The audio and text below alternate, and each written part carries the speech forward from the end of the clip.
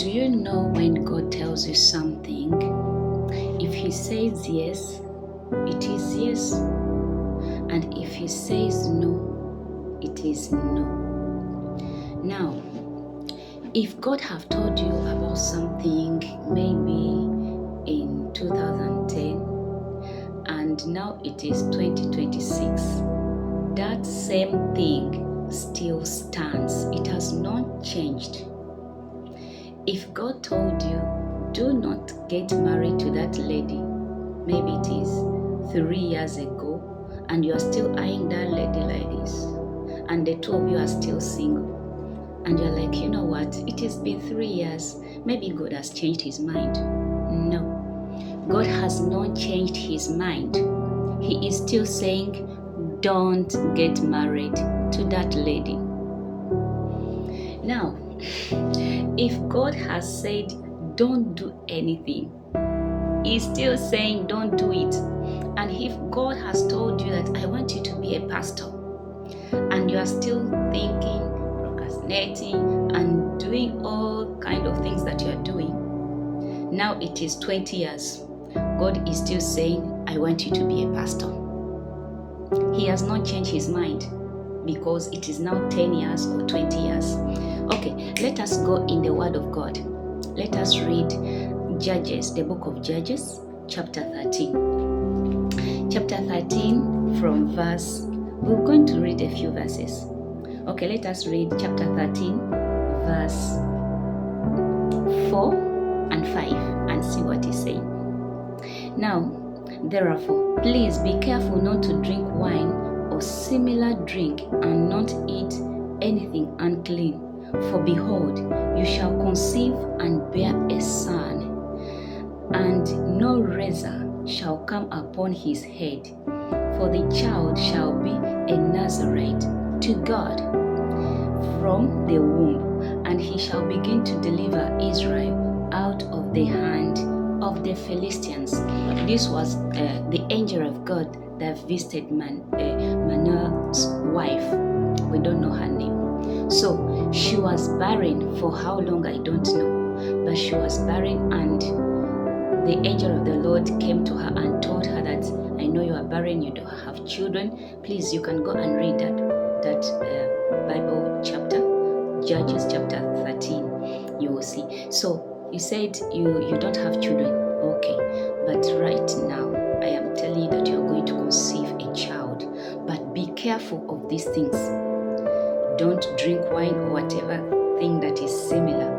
And that child, the razor should not come on his hair. He should not cut off his hair. This was before Samson was conceived. Now years passed, and let us see in verse 16, in chapter 16. Chapter 16, after Samson was born, whatever happened there, no razor came on his head, because that was the instruction. Let no razor come on his head. He should not cut off his hair. That was the instruction. That was even before he was born. Now he was born, he grew up. I don't know if he was 40 years or 50, maybe. The Bible did not record that. But in chapter 16, what happened after years have passed?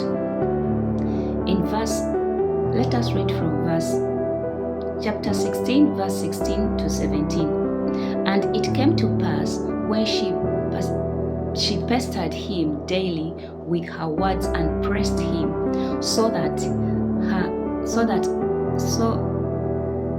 his soul was vexed to death, that he told her all his heart, and said to her, no razor has ever come upon my head, for I have been a Nazarite to God from my mother's womb.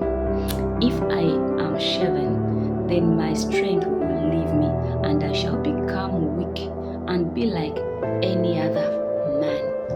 And that is it. That was the final of Samson. When the razor went on his head, if you don't know what happened there, Go and read it. You know what I'm talking about. It was not funny. Go and read what happened. After God has said this thing before Samson was even conceived in his mother's womb, now that he is 40 or 50 years, God did not say, no, now you can shave your hair, it's okay. No. He did not change his mind. He was still the same. He's still saying, do not cut off your hair. Now, I don't know what God has told you. It has been years, and you are still moving up and down. God has told you, you are a pastor, and for whatsoever reason, you are going up and down, saying that, God should forgive me. I need another thing. No.